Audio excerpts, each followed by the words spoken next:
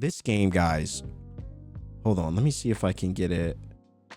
It just like, it had me a little emotional too when I was watching it, because I was like, wow, this is a really, really cool looking game. And I don't know why I've never heard of it, but it was one that really snuck up on me. It just came out last week. It's got barely any reviews on Steam. And I was going to do a video on it. I was like trying to figure out if we should stream it or if I should just play it solo. But yeah, it's basically a game about like trauma and like overcoming adversity and all that kind of stuff.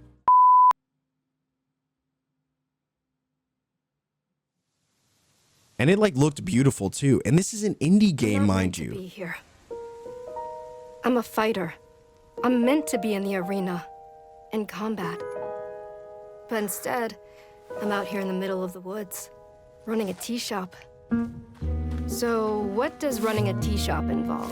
And you like make tea. Well, there's a lot of gardening. And I've had to get used to the pretty unique tea machine they've got here. None of these tasks are all that hard, they just take patience. And I'm not really the patient type. But I'm surviving. Of course, I have to actually serve the tea to our customers. And once that's done, I'll usually check in with Boro, the guy who owns the shop, to see if my help is needed anywhere. And when all the chores are done, sometimes I'll just sit on a bench and do absolutely nothing.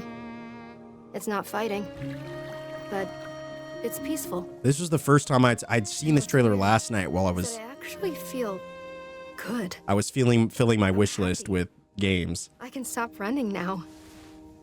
I can stop. I can stop. I can stop running. This is good for me.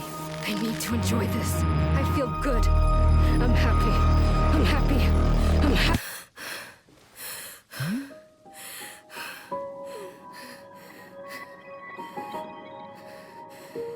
Dude, I want to play this game so bad. And it's like, it's crazy to think that this game just came out literally, like it came out in March. I don't know if it was out on other platforms before it hit Steam, but it's yeah, it's a game from the creators of the Stanley Parable and the Beginner's Guide comes Wanderstop, a narrative-centric cozy game about change and tea.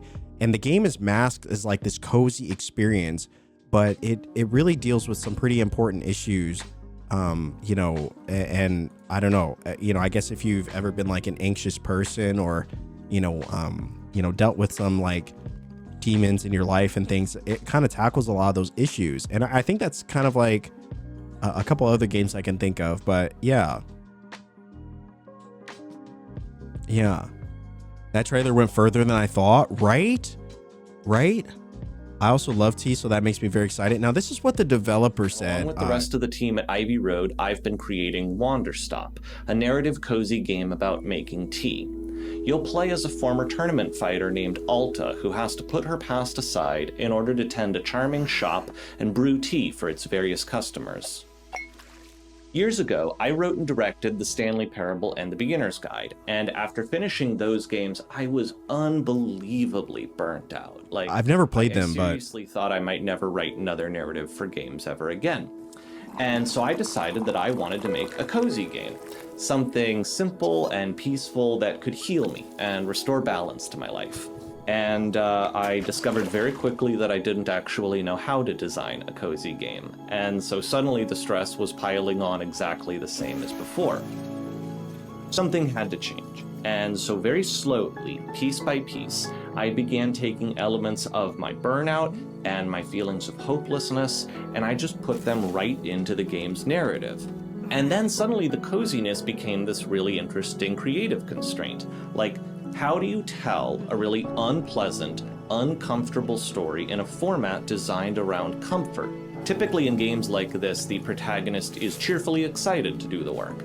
And so what if instead our protagonist absolutely did not want to be here? If she was broken and beaten down and starving for answers, could this charming little environment help heal her? And this became super interesting to me because that's what I had wanted. I had wanted to just do some pleasant work and then become all better. But healing is way more complicated than that. Healing That's is so messy, true. and it's bitter, and I want to know how to do it. I want to believe it's possible to leave your old self behind and become someone new, someone better than I am, someone more capable of rest and calm and inner peace. But God, it's so, so hard to do.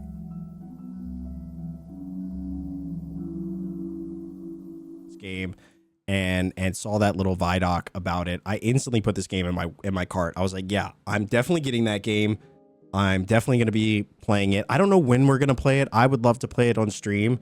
But yeah, I don't know when we're going to be able to fit it into our current schedule, but I wrote an essay on this guy. The flashbacks are kind of happening. Oh, did you really? Well, wait, what was it about? The essay? I'm sold. This sounds awesome, right? It's, you know, and for anyone that loves a cozy game, that loves, you know, a cozy game that's more than just a cozy game that has, you know, highlights underlying themes, important themes, you know, has a kind of deeper meaning to it. I feel like this is definitely that kind of cozy game, and I'm excited to jump into it. You know, it kind of reminds me of Spiritfarer in a way. I've not played Spiritfarer myself, but I've heard the general gist of the game, and that it basically highlights, you know, it talks about death and moving on and dealing with, you know, kind of those sort of really heavy themes.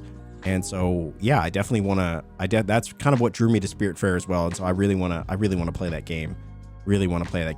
Yeah, I love that games have the ability to do that. It was, I saw an interview with Andrew Garfield the other day that he kind of breaks down into tears talking about a poem that he was reading and talks about why, you know, he starts to kind of break down a little bit and he talks about why and how, you know, important creative art is. It allows us to dip into an emotional space that we sometimes can't get to ourselves. And it was such an insightful way of expressing, you know, the importance of art. And that's what a lot of games do for me. And that's an experience that I get with indie games a lot too. It's an experience I got with Grease, another experience I got with Neva, games that, you know, while at their core, you know, on the surface, they appear to be very, you know, kind of beautifully artistic games, but there's such a deeper emotional meaning that you get from them that kind of pulls you to a place that, again, you may not necessarily be able to get to yourself. But yeah, StarKid, thanks so much for being here. But yeah, that is my soapbox. I definitely will be trying this game out. It's called Wanderstop. If you guys want to add it to your Steam wish list as well. I just thought it was so charming. Another farming sim. It's like a farming sim, life sim game. But it's, yeah, like I said, it's just got so much deeper meaning to it that I think is really, really important. And we're talking about, I definitely want to try this game. I love when new indie games come out, and, you know, I definitely want to highlight them, you know, as much as I can. So